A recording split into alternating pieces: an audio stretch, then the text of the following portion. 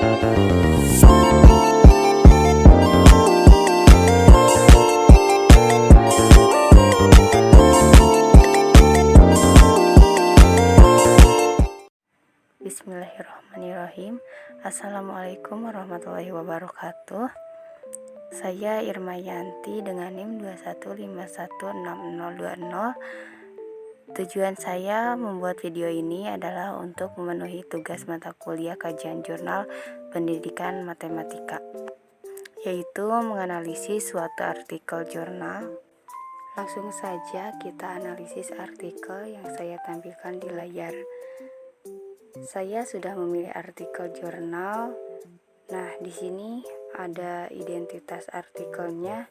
Bisa dilihat nama jurnalnya yaitu Jambura Journal of Mathematics Education dengan volume 4 nomor 1 halaman 63 sampai 74, tahun terbit yaitu bulan Maret 2023. Jurnal ini sudah terakreditasi Sinta 3 dan terdapat DOI untuk artikelnya. Selanjutnya, judul dari artikelnya yaitu Pengembangan Instrumen Kemampuan Pemecahan Masalah Matematika Peserta Didik di SMA. Untuk judulnya, menurut saya efektivitas dari judul ini sudah efektif. Kemudian di sini ada nama dari autornya. Ada 3 autor, yaitu Bapak Talib Idrus, yang kedua Bapak Sarson W. Pomalato, yang ketiga Bapak Sumarno Ismail, dan yang keempat ada Bapak Abdul Jabar Muhyiddin. Tidak terlewatkan juga di sini terdapat alamatnya, di mana di sini juga terdapat korespondingan autor berasal. Nah, untuk identitas jurnalnya sudah selesai. Baik, lanjut.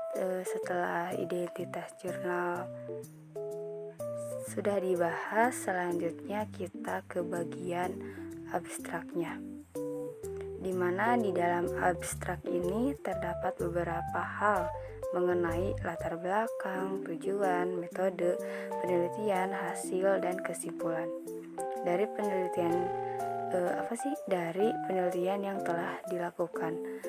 Abstrak ini berfungsi sebagai ringkasan singkat yang memungkinkan untuk memahami inti dari penelitian tanpa harus membaca keseluruhan artikel ini.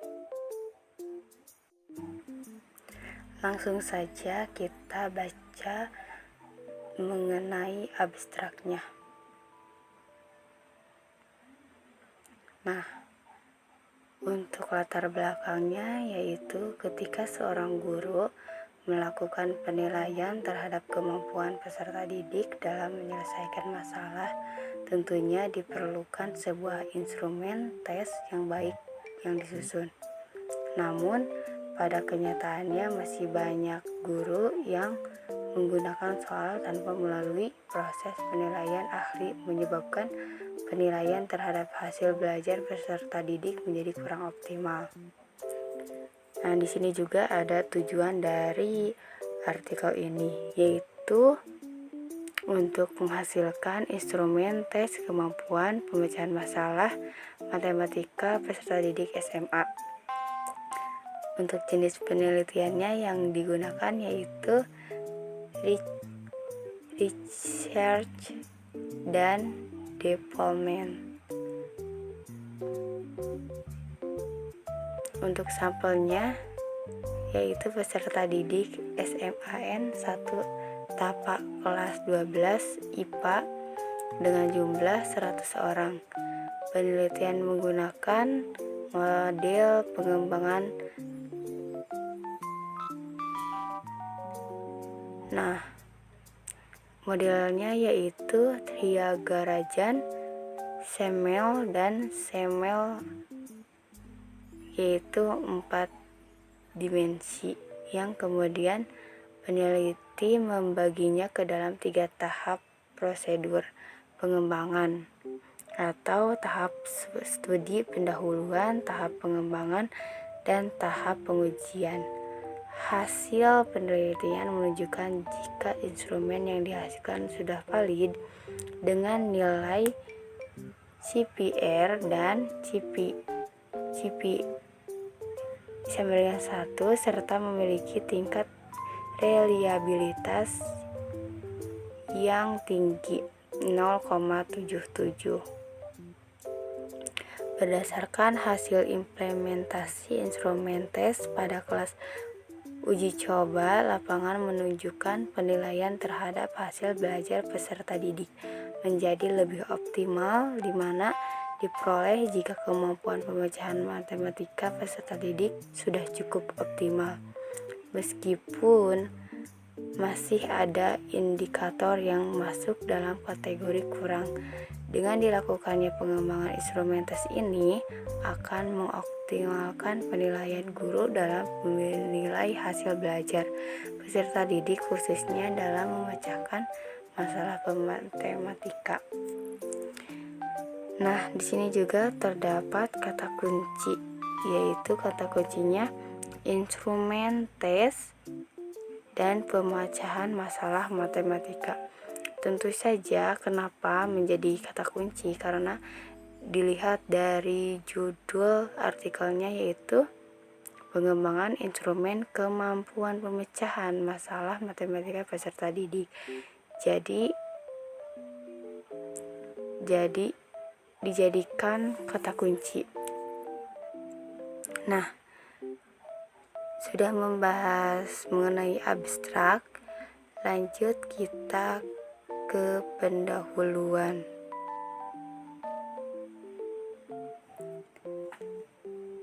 Nah, lanjut ke pendahuluan ya. Pendahuluan dalam artikel jurnal adalah bagian yang sangat penting. Karena apa? Karena membantu pembaca memahami tujuan dan konteks penelitian. Biasanya dalam pendahuluan ini terdapat latar belakang, masalah, tujuan penelitian, terus rumusan masalah, batasan masalah, maupun metodologi penelitian dan signifikasi penelitian. Bisa dibaca oleh teman-teman ya. Nah, selanjutnya ada metode, di mana dari metode ini dan hasil pembahasan merupakan tahapan pengumpulan data, terus analisis data, tahap pengolahan data, dan tahap interpretasi data, tahap validasi data juga, tahap pengembangan metode, tahap implementasi metode, dan tahap evaluasi metode. Nah, lanjut ke hasilnya ya. Nah, di sini hasil penelitiannya dipaparkan ya.